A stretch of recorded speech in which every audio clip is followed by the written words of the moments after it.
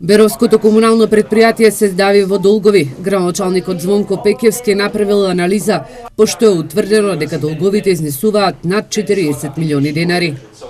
Состојбата со врските, значи во моментот е 44 милиони 149 997 и тие се разграничени дел кон добавувачи, кон физички лица и секако кон за даноци, придоноси и персонален данок и данок на добивка.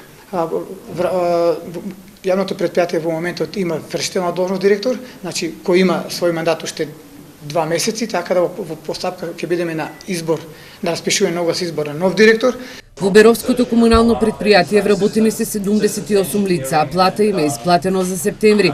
Пекевски потенцира дека дел од долгот на предпријатието е репрограмиран пред 10 години, но дополнителна главоболка е што веќе во 2019 година доспева за наплата. Излез од ваквата тешка финансиска состојба се гледа во јавното предпријатие за регионална депонија. Во Европската унија во следната година ќе имаме регионален, значи проект за регионално складирање на отпадот, така да на тој начин ќе бидат големени капацитетите на јавните предпријатија, па верувам и на јавното предпријатие услуга во Беров.